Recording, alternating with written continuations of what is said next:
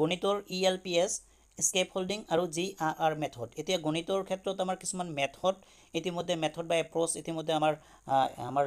যিটো প্লানাৰ আছে প্লানাৰখনত কি কৰিছে ধুনীয়াকৈ উল্লেখ কৰি দিয়া আছে আৰু এই মেথডলজি আমি ইউজ কৰি তেওঁলোকক আমি পাঠদান কৰিলে নিশ্চয় আমি কি হ'ম ফলপ্ৰসূ হ'ম তো মই গণিতৰ ELPS স্কেপ হোল্ডিং আৰু GRR মেথড কি হয় মই একবাৰ আপোনালোকক প্লানাৰখনত কেনেকৈ দিয়া আছে মই একবাৰ দেখাই দিছোঁ আপোনালোকক থুলমূলকৈ আলোচনা কৰি এইটো আছিল আমাৰ গণিতৰ ক্ষেত্ৰত ELPS মেথড এতিয়া ELPS মেথডত কি আছে যে প্ৰথম আছিল আমাৰ মানে কি এক্সপেৰিয়েন্সেছ এতিয়া আমি যেতিয়া তেওঁলোকক পাঠদান কৰিম গণিতৰ ক্ষেত্ৰত এই মেথডলজি ইউজ কৰি যদি আমি পাঠদান কৰোঁ তেতিয়াহ'লে প্ৰথম আমাৰ থাকিব এক্সপেৰিয়েন্স এতিয়া বাস্তৱ বস্তুৰ দ্বাৰা গাণিতিক ধাৰণা শিকিব তেওঁলোকে এই যিটো পাৰ্ট থাকিব আমাৰ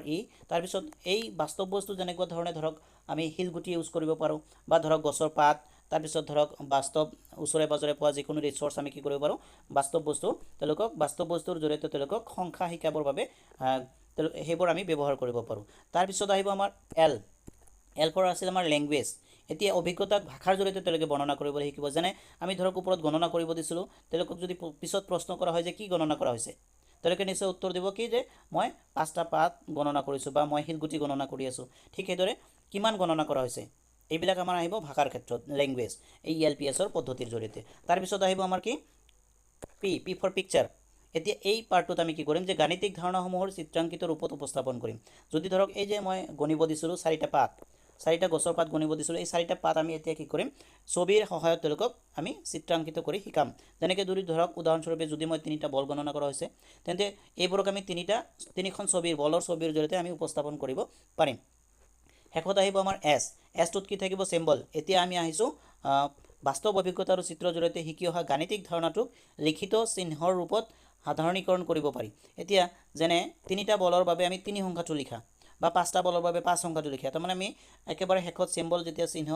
গাণিতিক চিহ্নকেইটা আহিব তেতিয়া আমি সেই সংখ্যাকেইটা তেওঁলোকক শিকাব পাৰিম এইটো আছিল আমাৰ ELPS শিক্ষণ প্ৰক্ৰিয়াৰ ক্ষেত্ৰত এটা মেথডলজি তাৰপিছত আহিব আমাৰ স্কেপ হোল্ডিং আৰু গ্ৰেজুৱেলি ৰিলিজ অফ ৰেছপন্সিবিলিটি এতিয়া স্কেপ হোল্ডিঙত কি হয় যে আপোনালোকে ইয়াতে এটা ত্ৰিভুজ দেখা পাইছে এইটো এটা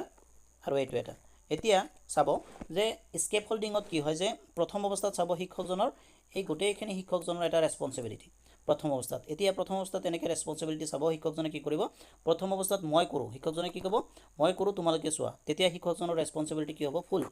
একেবাৰে সম্পূৰ্ণ ৰেছপন্সিবিলিটি হ'ব শিক্ষকজনৰ কাৰণ শিক্ষকজনে কৰিব আৰু শিক্ষাৰ্থীসকলে চাব শিক্ষাৰ্থীৰ চাব এতিয়া শিক্ষাৰ্থীজনৰ ৰেছপন্সিবিলিটি একেবাৰে কম এতিয়া ছেকেণ্ড পাৰ্টটোত আহিব আমি কৰোঁ তাৰমানে একেলগে কৰোঁ এতিয়া চাব শিক্ষকজনৰ কি হৈছে যেটো ৰেছপন্সিবিলিটি লাহে লাহে কমি আহি আছে এতিয়া যিখিনি আছিল ওপৰত তাতকৈ বেছি আছিল এতিয়া তলত লাহে লাহে কি হৈ আছে কমি আহিছে এতিয়া এইটোত আছিল যে আমি কৰোঁ একেলগে কৰিব এইটোত তাৰপিছত আহিব আমাৰ থাৰ্ড পাৰ্টটো এতিয়া আহি তোমালোকে কৰা এতিয়া থাকিব তোমালোকে কৰা চোৱা আৰু সহায় কৰা এতিয়া শিক্ষকজনে কি কৰিব তেওঁলোকক কৰিব দিব ধৰক এটা সমস্যা সমাধান তেওঁলোকক কৰিব দিলে আৰু তেওঁলোকক এতিয়া আপুনি কি কৰিব পাৰে গ্ৰুপ বনাই দিব পাৰে এটা গ্ৰুপিং কৰি কোনোবাক যদি সহায় লাগে এই গ্ৰুপৰ পৰা লিডাৰশ্বিপ এজন বনাই দি তেওঁৰ পৰা আমি কি কৰিব পাৰোঁ বাকি কিটাক আমি তেওঁলোকক ক'ব এইটো সেকশনত থাকিব যে চাব শিক্ষকজনৰ যেটো দায়িত্ব শিক্ষকজনৰ যেটো ৰেছপন্সিবিলিটি সেই ৰেছপন্সিবিলিটি লাহে লাহে কমি আহিছে এতিয়া ইয়াতে কি কৰিব ছাত্ৰ ছাত্ৰীসকলে নিজে কৰিব গ্ৰুপ হিচাপে কৰিব দুজন বা তিনিজন এনেকৈ গ্ৰুপ বনাই দিব পাৰে এখিনি তেওঁলোকে কৰিব আৰু তেওঁলোকৰ পৰা তেওঁলোকে সহায় কৰিব এতিয়া একেবাৰে শেষত চাব শেষত আহিল আমাৰ তোমালোকে অকলে নিজাকে কৰা এতিয়া থাকিব এইটো ইন্ডিভিজুৱেলি তেওঁলোকে কৰিব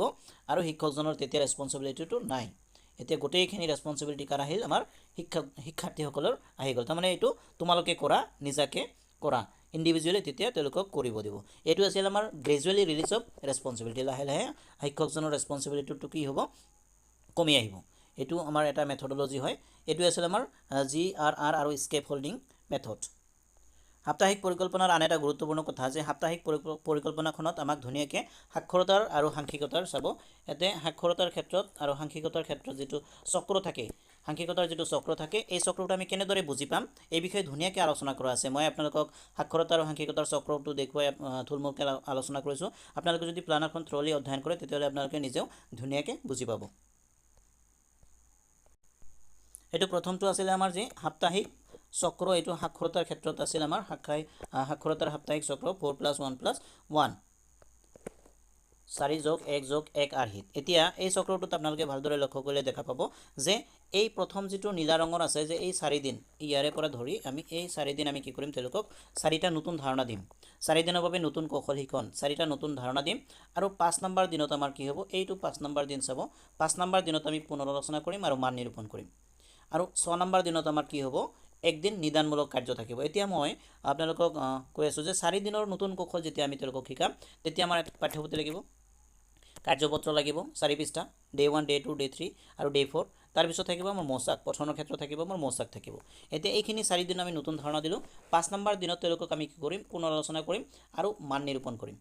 এই 4 দিনৰ যি কৌশল তেওঁলোকে আয়ত্ত কৰিলে এই কৌশলখিনি আমি কি কৰিম 5 নম্বৰ দিনত আমি পুনৰালোচনা কৰিম একবাৰ কৰাৰ পিছত আমি তেওঁলোকক একত্ৰিত কৰি মান নিৰূপণ কৰিম এটা এছেছমেণ্ট কৰিম। এই এছেছমেণ্ট কৰাৰ পিছত আমি তেওঁলোকক দুটা গ্ৰুপত ভাগ কৰিম এটা যিসকলে 50%তকৈ বেছি শিক্ষণীয় অৰ্হতা আয়ত্ত কৰিব পাৰিছে তেওঁলোকক আমি বি গ্ৰুপত ৰাখিম আৰু যিসকলে 50%তকৈ কম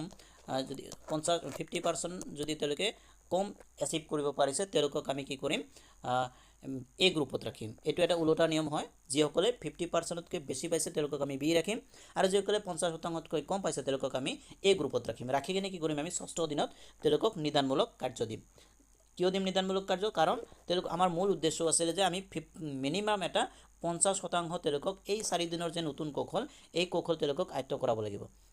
আৰু যদি কৰাব নোৱাৰোঁ তেতিয়াহ'লে আমি কি কৰিব লাগিব আকৌ তেওঁলোকক নিদানমূলক দি হ'লেও এই 50% তেওঁলোকক এচিভ কৰাব লাগিব। এইটোৱে আমাৰ আছিল যে সাক্ষৰতাৰ সাপ্তাহিক 4+1+1ৰ ধাৰণা।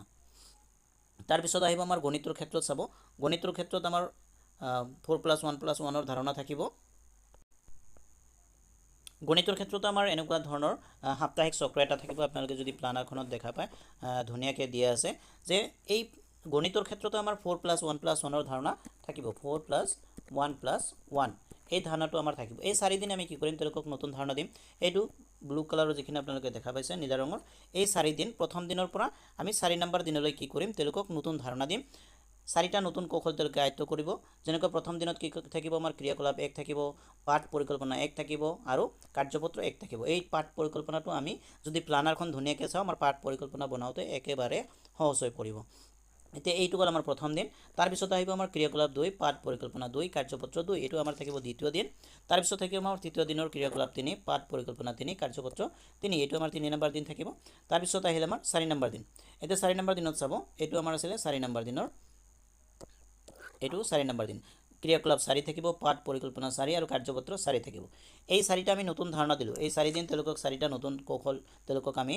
দিলোঁ নতুন কৌশল দিয়াৰ পিছত পঞ্চম দিন আমি কি কৰিম চাব একত্ৰিত কৰিম আৰু মান নিৰূপণ কৰিম 4+1+1ৰ ধাৰণা যে আমি 4 দিন নতুন ধাৰণা দিলোঁ পঞ্চম দিন আমি কি কৰিম তেওঁলোকক আমি মান নিৰূপণ কৰিম এছেছমেণ্ট কৰি যিসকলে 50%তকৈ বেছি পাইছে তেওঁলোকক আমি বি গ্ৰুপত ৰাখিম আৰু যিসকলে 50%তকৈ কম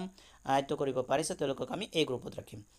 ৰাখাৰ পিছত 6ষ্ঠ দিন আমি কি কৰিম 6ষ্ঠ দিনত চাব যে আমি নিদানমূলক দিম আৰু পুনৰীক্ষণ কৰিম আমি তেওঁলোকক 6ষ্ঠ দিনত কোন কেইজনক দিব লাগিব যিকেইজনে লেছ দেন 50% এলাও এচিভ কৰিব পাৰিছে তেওঁলোকক আমি কি কৰিম নিদানমূলক দিম আৰু পুনৰীক্ষণ কৰিম আৰু যিসকলে মোৰ দেন 50% এচিভ কৰিব পাৰিছে তেওঁলোকক আমি অতিৰিক্ত কিবা কাম দিম নহ'লে আমাৰ গণিতৰ ক্ষেত্ৰত অব্যাসন এটা পৃষ্ঠা থাকিব সেই অব্যাসন পৃষ্ঠাটো তেওঁলোকক কৰিব